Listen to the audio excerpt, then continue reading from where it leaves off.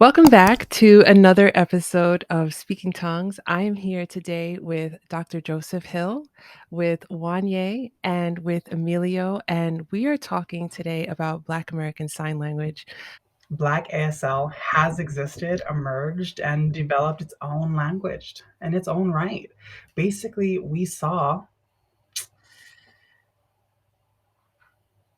that Black ASL is different. There is a difference when you look into it, when you look into the semantics of it. For example, let's say we're discussing the topic of segregation, specifically deaf segregation. In North Carolina, the sign for bathroom will see a difference in hand shape. Hmm. So it'll have the fist and the thumb between the index finger and the middle finger, where that fist is then waved side to side. And that's the sign for bathroom, widely known, used in ASL. Whereas in North Carolina, in this use of sign is using the middle finger extended out, touching the chest. And that sign for bathroom in North Carolina, where there was a segregated deaf program, deaf school. So notice that the signs are different. There's one that is just popularly and widely used in ASL, and in segregated pockets of the Black deaf population, there are other signs. We can take this into Georgia and other signs. The sign for bathroom signs this as well. It kind of looks like the letter L on our cheek with the index finger bouncing up and down. In Texas, here's another sign for bathroom. The Hmm. pinky and the thumb touching together. There are a wide array of different hand shapes that make up different signs regionally as well. Of course, this is because of the lack of communication, the lack of connection between pockets of populations. It just depends where these populations are. And within these subgroups, there can be an even further distinction between Black deaf students and white deaf students. So you can see how these can kind of continue on into sub pockets as we dig farther and farther down. The words are different as well. That's the whole another conversation. Oh, wow. There, another area that we notice there is a difference would be, let's say, just an example. On a phonological level, we have two signs, or two hands, excuse me, to produce a sign, whereas other times one hand can be used. For the example here, I have the sign want, double-handed. If I drop one hand, that would be okay and semantically sound. It would still make sense. We have the sign for cows, where we symbolize the horns in two hands. And we found that a pattern in Black ASL is that Black signers typically use both hands. In ASL, widely used ASL, two hands can be used, one hand can be dropped, leaving the other hand to be used. But among Black deaf signers, two hands are used. And in the 1980s, there was another study done. We replicated a study done from the 1980s in 2000s, and that was a distinction we found and noted. That was just several examples. Yeah. That's so interesting. How do you think, or how do, I guess, researchers know, is it do they know why specifically we have Black signers using two hands? Like, was there a specific incident, or maybe with the people who were teaching them in spite of segregation, were they using two hands? Like, how did it develop so distinctly in that direction? Yeah. When we look into linguistics, let's say if we were to sign cow like this, symbolizing the two horns, using both hands on each side of the head, we might have a sign before and after that too, in a way Okay. to preserve the sign. So let's say sign I want using two hands. It makes sense to keep my two hands up to then continue signing cow, also a Mm, double-handed sign. okay. Let's say if I were to sign a one-handed sign, want, one-handed sign for want, I can continue using that production and move it up for cow. I could add my second hand, but it's not necessarily used. In linguistics, we do formulate our current sign depending on what is signed produced before or afterwards.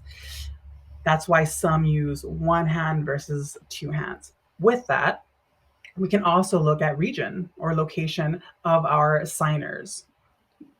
Signers that often use one hand, and on other areas, some often use two.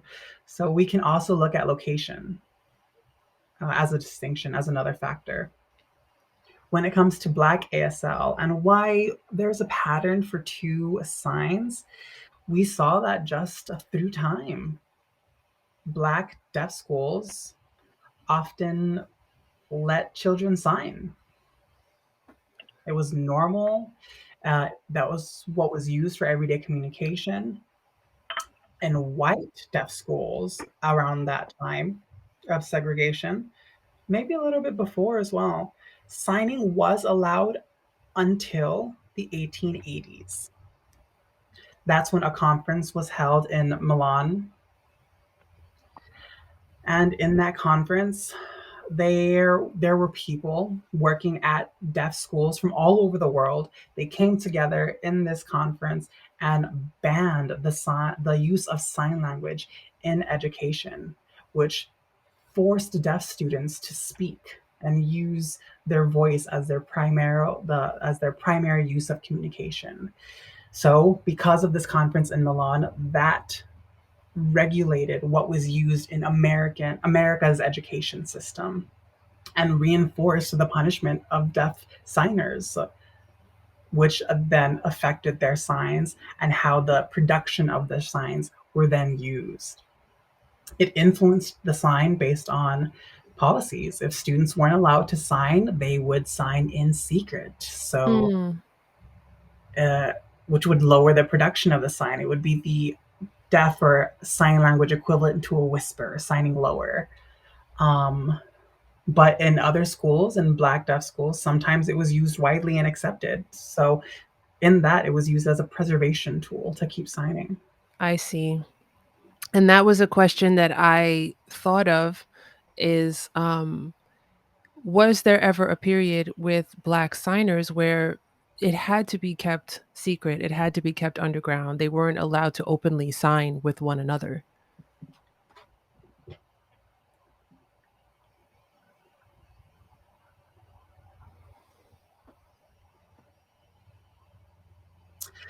Well, within my research, the cohort that I had, that was one person where we did see examples of oppression in Black deaf signers. There weren't many examples. There was one in the cohort that I found. There was a language policy, sometimes encouraging students to speak, and let's just say that it was with that time. It was the production of racism as well. Institutions uh, didn't care and didn't give much thought to deaf Black schools. I see. How has the language evolved over time? As we had Black signers years ago who had to use the sign language and, in a way that it was kept from them. And as language evolves anyway, how has the language evolved from this segregated time up until now? How are people still using it? How are the signs changed, or the signs that people use? How have they evolved?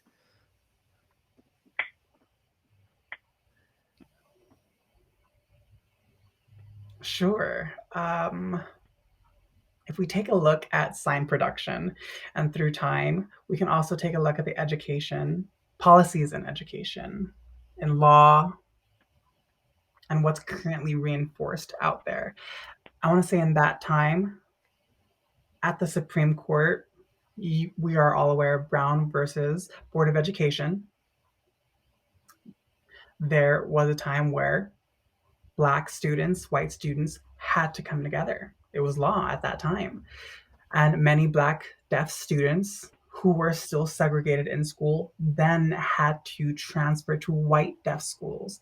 And with that merger, there were white professors that didn't understand their Black deaf students. Because of that, Black deaf students thought there was something wrong with them, that there was something wrong with the language that they used because their white professors didn't understand them. Because of this, they code switched. They Hmm. looked around, they realized that they weren't understood and were thought less of, so they code switched to the main language and modality that was being used in school at that time. After integration,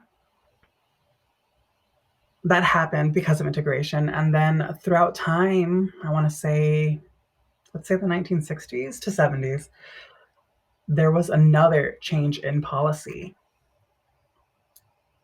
We have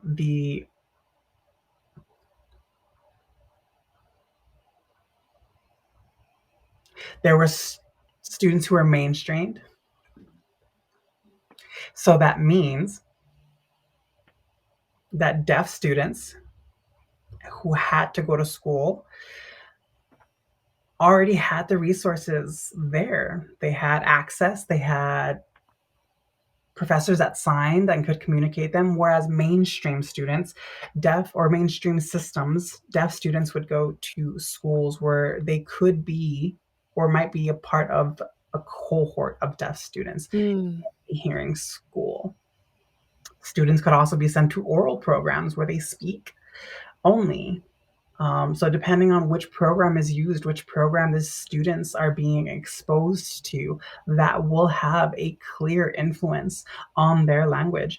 Also, it will have a clear influence on their families' generational linguistic abilities and semantics. This happens generationally. If there was one experience that happens to like a grandfather or say around the time of integration, their signs may vary. It depends on who they're communicating with, what modality is in the room, what's deemed appropriate, what the family signs at home versus what they're signing at school, difference in interactions.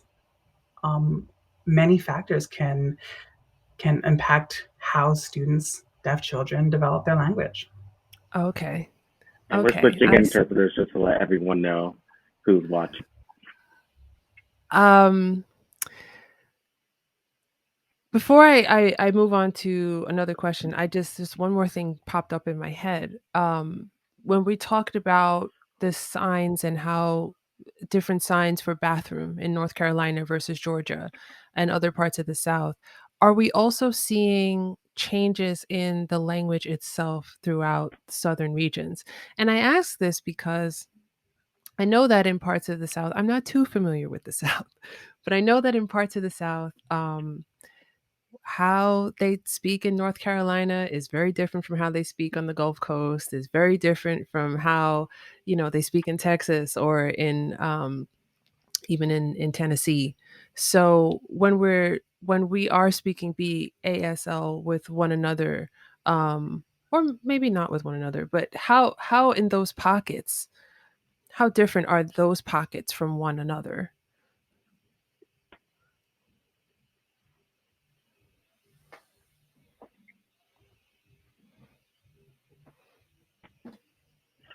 In some ways, you can tell that there's a variety in things with Black users depending on the location.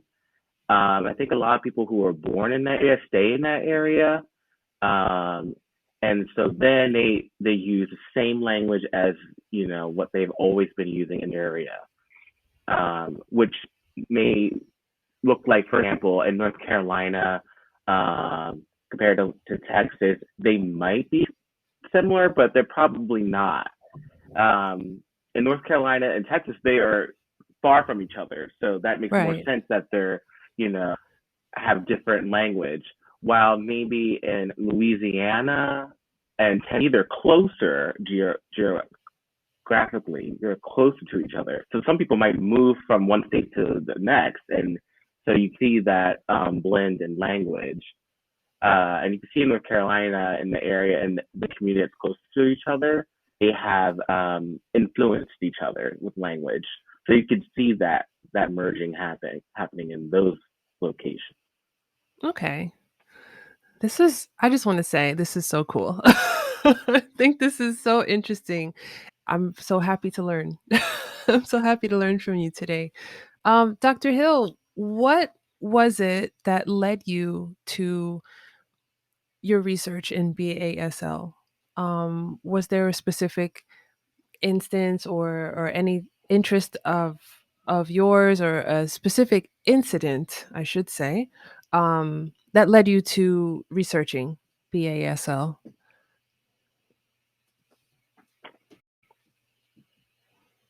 Sure, absolutely. At the time, I joined the Black ASL Deaf Research Group, Gallaudet.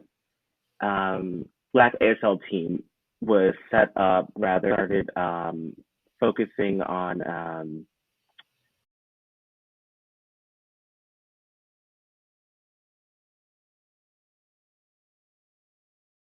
Carolyn McCaskill. She was a founder of them, and she was defending her dissertation on Black deaf in schools. I'm sorry, Black deaf schools, where she surveyed different schools, and she included a linguistic part in her dissertation, and she explained during her defense, and that was Dr. Seal Lucas was watching the defense, and she was leading a social linguistic of ASL variation, and that was a perfect blend of the two. And I felt like I had to ask her, questions because they work together. And then they brought in another person named Dr. Robert Bailey. So the three of them were working together, and they got a grant for this research, and they were leading this project. And they asked me though that day if I would join the research as an assistant because I was getting my P at the time. And so I was really excited and thrilled, and so I said yes. So would I have any other chance to do this kind of work? I didn't think I would, so I went ahead and joined. And I think it was 2006, I believe, 2007, around that time frame is when I joined. And I got to travel because of it, the different states that we've did research in, together 6 different states. And each state, they always got 2 different groups that we focused on. Group was the elderly group that experienced segregation. Their age was 55 and up, whereas the other group we focused on was 35 and below. Okay. Yeah, so who experienced mainstream schooling system, because we wanted to see the difference between language between the groups, with education, policy, laws that were infected education. So we wanted to see how they differed, and they were the same as well. So we had 96 different people in that research involved with the project that we interviewed. It's a big project, and I really enjoyed it, working with the team that I mentioned before. And I felt fortunate, for 5 years to be able to do that. And still Yeah. working with them for sure. and doing dissertations and presentations and stuff like that. So it's been great. Can you talk about what you found among those 96 participants?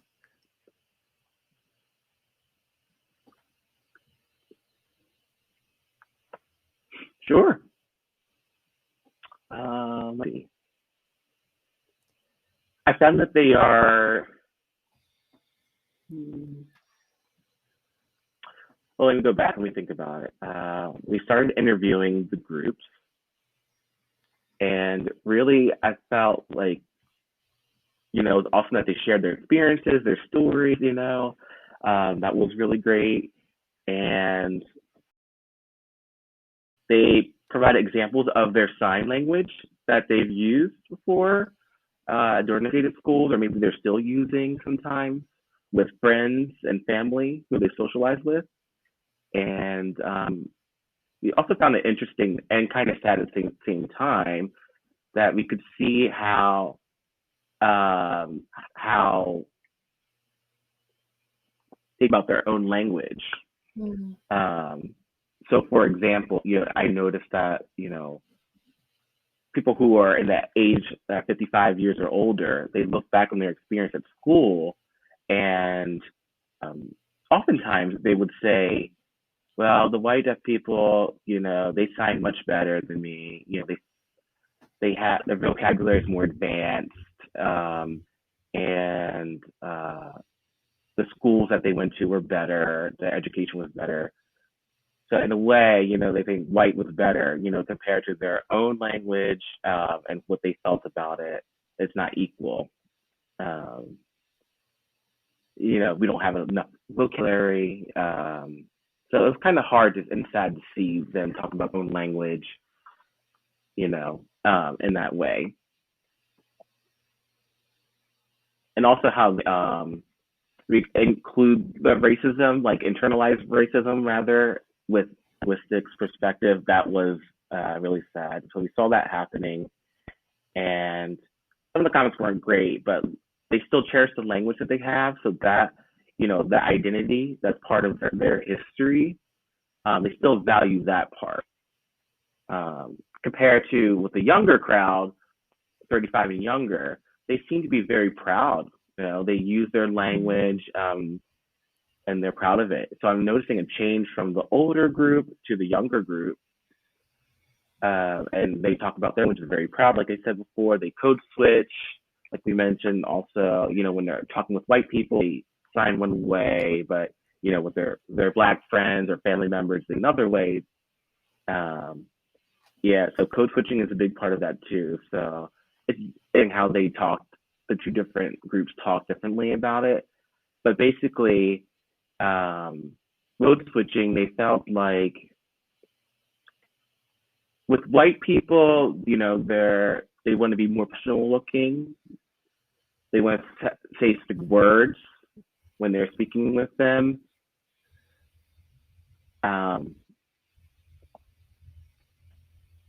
Even though they feel like very proud of themselves, positive of their own language. ASL, Black ASL, we have our own language, our own facial expressions, and how we go about communicating. They still don't feel comfortable enough to share it with Black people, or rather white people, because they want to seem more professional in their field. Mm. In the older generation that you spoke to, did you notice, or did you notice a feeling, or if if this actually happened, like since there was that, I'm going to use the word shame, although it may not be the most accurate word, of their language and feeling like their BASL is inferior to how white people were speaking. Um, for those that had children, that had a generation coming up after them, um, did you notice that they were eager to pass on the language, or was there a reluctance there and maybe a push for them to learn the standard ASL and the way that white people sign?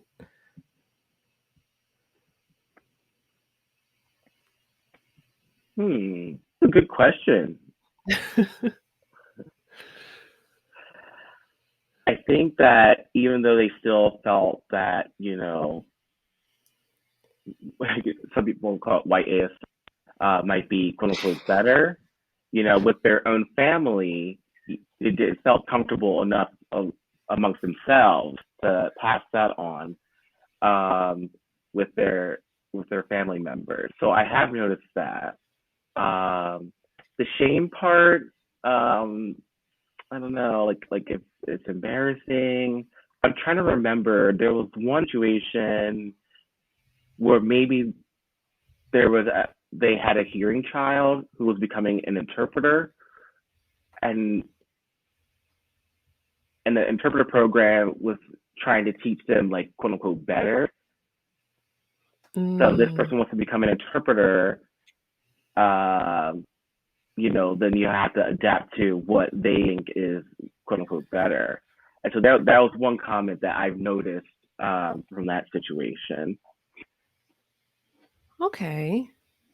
Yeah, that's interesting. And that question I usually ask with guests where there is a generational shift or a generational divide where maybe the elders were oppressed or they were not allowed to speak their language and express themselves. And it's always interesting for me to see how the kids, I call everyone the kids, but to see how the kids always come back and they're so proud and they're so happy of they're able to make it their own in a way that their elders never had the opportunity to. And I just think it's magnificent.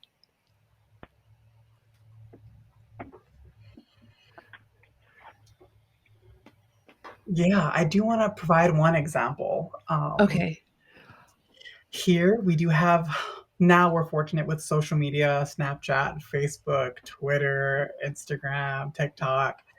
And there was one person, Nakia Smith. She is from Texas and she uses TikTok. So she just goes around, records and uploads videos of her family, her grandparents, and their stories when they experienced segregation.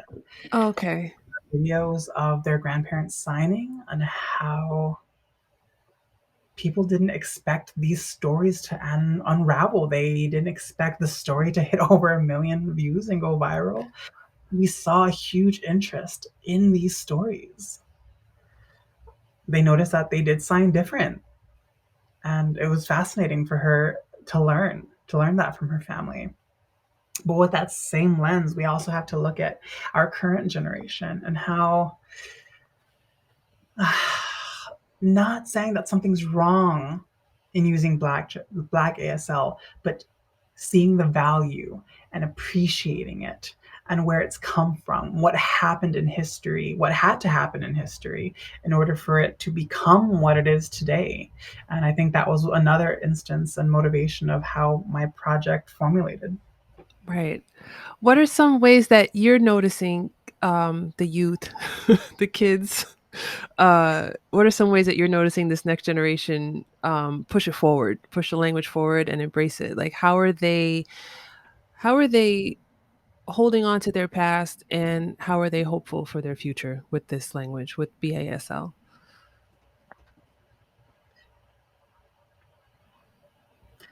From what I've seen, again, with social media, I've seen Facebook groups. I've seen Black ASL literature groups. I've seen Black ASL group chats just to share whatever is Black ASL, Black education. So through the use of social media, I've seen these pockets get together and share their information, share experiences from when they were segregated. These opportunities weren't available in the past, where we can share our experiences, reach out to others across the nation. We see more activities focused on Black education with Black advisors and educators. And I think that helps expose the wider audience to Black ASL and Mm, show up in school today. There are interests forming in Black ASL and thus more research being developed in K through 12, college where they have ASL, an ASL studies program, now including Black ASL within those curriculums or curriculi. It's not, there's not a lot of research that focuses on Black ASL specifically and working with its culture, its language. But now, because of the use of social media, we do see that this interest is expanding to include deaf culture. And hopefully it continues to emerge and inspire work out there and far to support and continue the spotlight on this rich language and community. Of course, of course. And since you're talking about social media and you bring it up, it always makes me think of how social media makes language change so fast. And there's such a small, this is like kind of silly. When I was a kid, I I would always hear slang words like cool or fresh or I grew up in the 80s, so forgive my outdated slang, but um and I always wondered, like, who comes up with these? Like, who decides that this is the cool word that everyone's going to say? And, we didn't have social media then, but like now it's kind of easier to see the way that these things evolve. So I wonder with Black ASL and being that, part of our culture as Black people, period, we got our own language anyway. No matter if we're signing, if we're talking, if we're using gestures, like we're just it's so much a part of our culture. So have you noticed any like kind of rapid changes with Black ASL with the prevalence of social media and the way that this younger generation is using it and forming these groups and connecting with one another?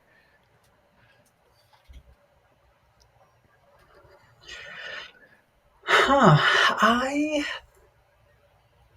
I think there's more of a shift on vocabulary. Mm. For example, we see AAE being used and African American vernacular in English, for those who don't know. um, we see we see words popping up, whether we hear it, but as deaf people, we don't have that same access to just hear it happen around, or we don't have an instance of accidental learning when language happens around us. We can come up with similar meaning at times, but sometimes it might not exactly match what is popular or what is being said often in the hearing population. Let's say, for example, I'm down, how that's spoken in spoken English. If you were to sign the sign down for what it is Mm. without semantic meaning, it doesn't fit its context. The sign down is simply a direction. The handshake would be more like this, kind of a full palm downward motion, bent fingers, which then changes its semantic meaning. We also have another example of tripping. We hear and understand what it means to be tripping, and we have our own sign for that. Or my bad, my bad, my bad. We also have those examples in spoken language as well. So it depends on how it formulates in Black ASL. They can be gestures as well. For example, period. This would be our gesture for period, kind of open palm across the neck. And we see the signs. And if we see a gesture that we believe matches its meaning at its core, then we'll formulate it, include it as a gesture, then be a sign. Oh my goodness, this makes my heart so happy. Dr. Hill, did you have any what's the word I'm looking for? Were you exposed at all to BASL before you began your research, or, at any point in your life was this a language that you were using? Did you have friends who used it or anything like that?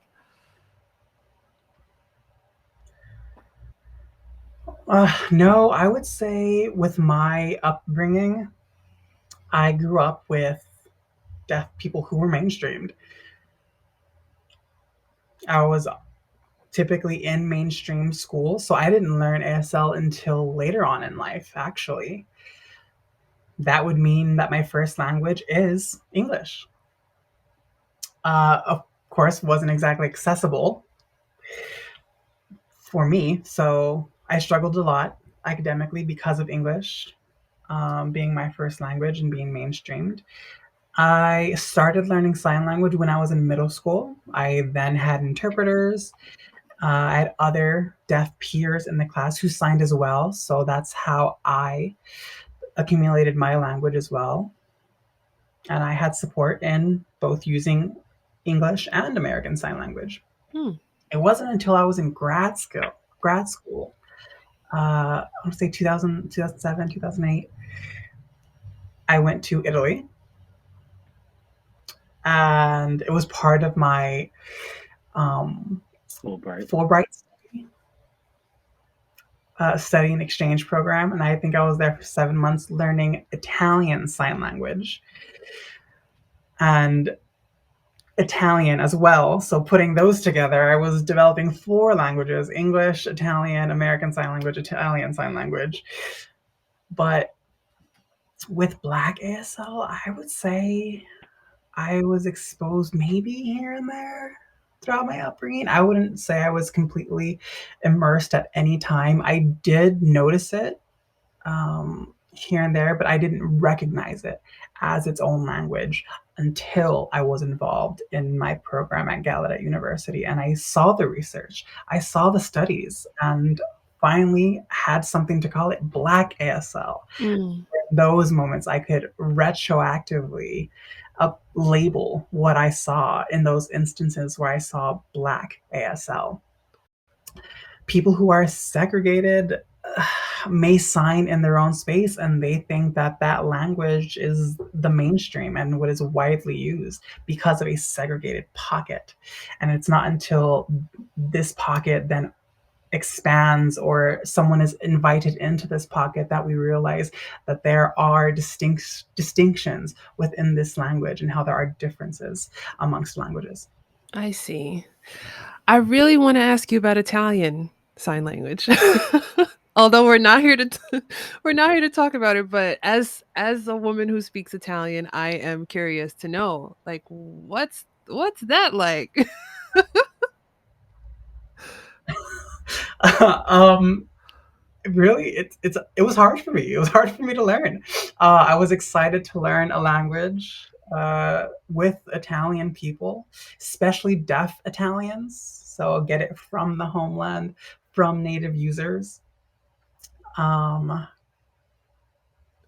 I have to explain it. I have to explain. So in sign language, spoken languages, they are completely separate. They are Mm. completely different structures, semantically.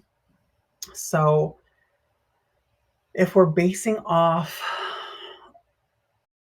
let's see, we're basing off our sign language. People have a misconception that we're basing sign language off of a spoken language. Yeah. When in actuality, that is not true. American Sign Language and spoken English are 2 separate languages in totality. So they are 2 different languages. Deaf people that know English and ASL know 2 different language and are bilingual. So when I was in Italy to learn a 3rd and a 4th language and immerse myself abroad in this new country, I was happy to see and be amongst people that were nice enough to teach me and be patient with my signing as well. I I know that Italian itself is, spoken in language, but it's also very, very gestural.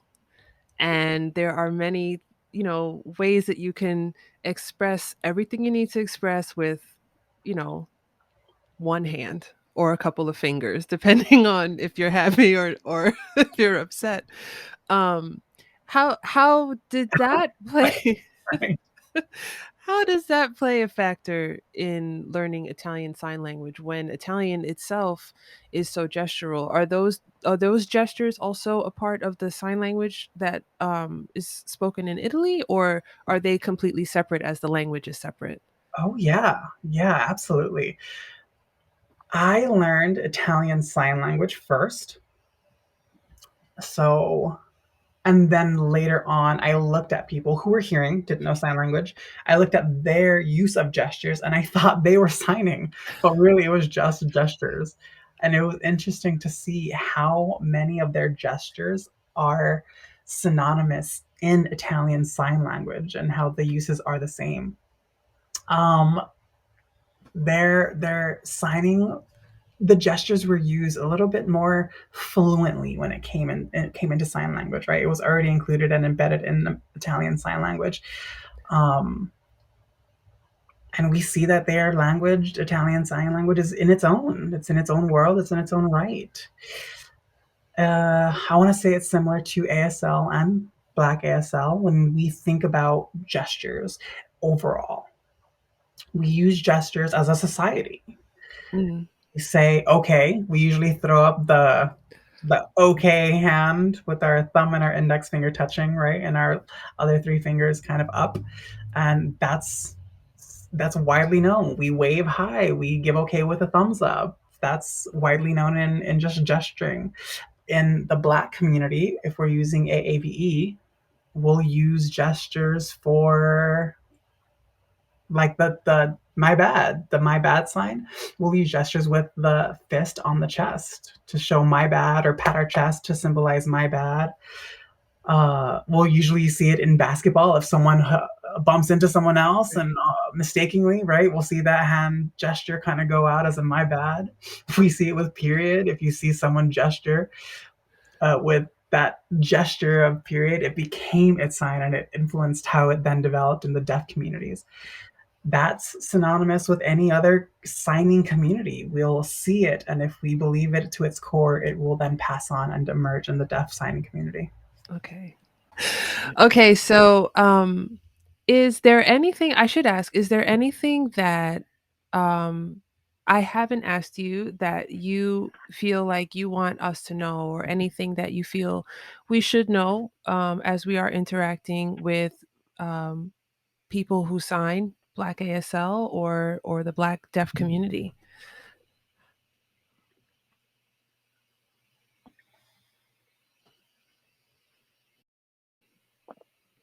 Yeah, absolutely. Um, I think that I feel like it's very important to mention um, why this work is important in general. There's a published book in 2011. It was published and it's called "The Hidden uh, The Hidden Treasures of Black ASL and Its History and Structure." That's what the book's called, and it emphasizes two words: hidden and treasure. Mm, The hidden part is, is because of, it's been used for 150 years, um, but it's still, people don't have no idea about it. And in many ways, it is hidden. Um, so, because of location, because of education, because linguistic research, it's serving other Black deaf people for many years, but it's pretty hidden still.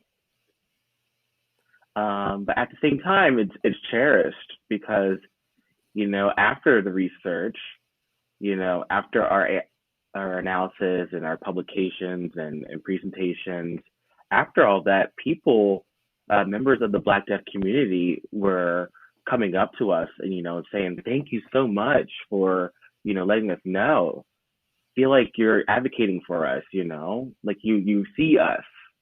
And we cherish, I cherish that for them and vice versa.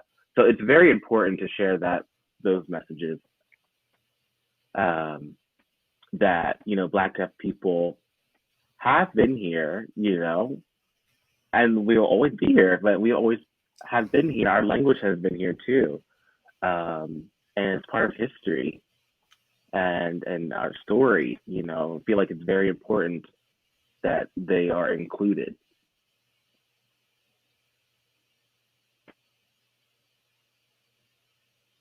And it also should be a part of like a studies, you know, in general, it should be studied.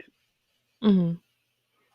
How do you think, or in what is your opinion, how do you think we can support the Black deaf community, whether we are part of the hearing community or part of the white deaf community or any other ethnicity outside of the Black deaf community? How can we support the um, how can we support Black ASL and the speakers, and how can we respectfully, of course, help to make more people aware of this language and to see the value in it, the treasure of this language.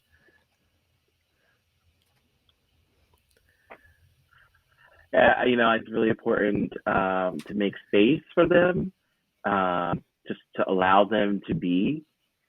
For example, you know, if someone comes to a program, it's important to ask them, you know, which interpreter would you like? For example, that's a good first start. Let them to express themselves in the way that they want to in person with their language. People think, oh yeah, you know, any interpreter could work for any assignment. That's not the case. You know, the interpreter has to have to be skilled, yes, of course, but they need to be culturally competent. Um, and the nuances and phrases are very important, and how they express it. They have to express it appropriately. So it's important to ask what their preference for an interpreter is. Also, I would say like another thing I've noticed is that, you know, there's different resources available related to Black ASL, like the book that I just mentioned, The Hidden Treasure of Black ASL. And then also there's a documentary that's out. Signing Black in America is a good resource. It's about a half an hour.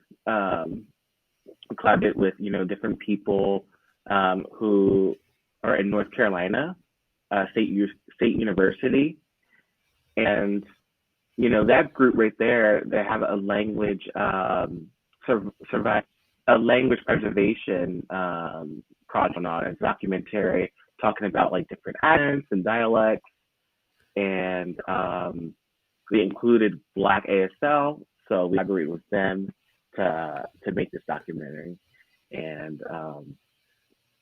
it's been 2 years since it came out, you know, and people still, you know, watching it again and being re-inspired. This is a good resource to be included as an educational resource for Black ASL, understanding our culture and our language. I want to see that. Do you know if it's streaming or is it um well, everything's streaming Oh now. yeah, yeah. If you type in Black in America on YouTube, you can find it. Perfect. It'll pop right on up. Um, and then also the book, The Hidden Treasure of Black ASL, is available on YouTube as well as a side version.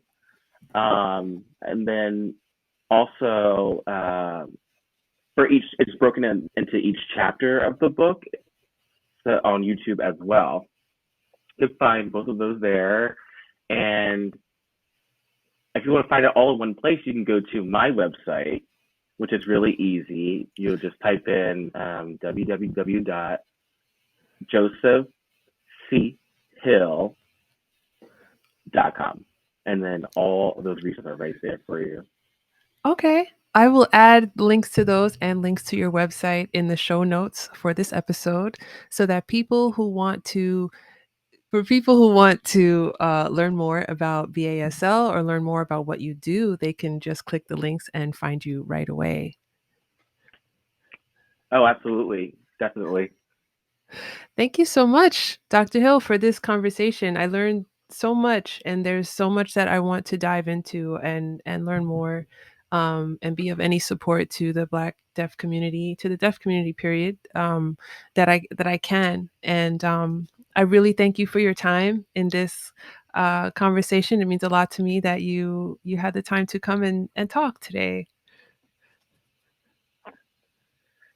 Absolutely enjoyed it. Thank you for inviting me.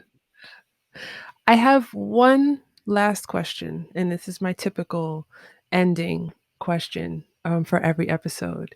Um, do you have any jokes, tongue twisters, cool slang words, words of wisdom, words of advice, idioms, or any classic phrases in BASL, Italian Sign Language, or American Sign Language to share?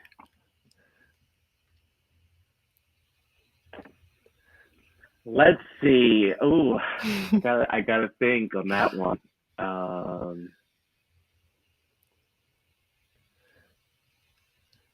yeah, yeah. Oh, I'm trying to think of vocabulary, the word I want to say. Um, do you, do you, you know? Um, I feel like my favorite sign, I guess, would be like, um, I see Black people say "do you," for example. Just keep it simple, Do you? You'll finger spell it D-O point U, or you'll see be yourself. Also, this is a sign for be yourself. Hmm. Um, feel like having an opportunity to be yourself, an individual. Um, Black ASL or Black people are, um, our whole image related to Black deafness. Um, And we all have something to contribute. We all can carry something and all come from somewhere. Right. yep. Absolutely. Can you teach me that sign for do you?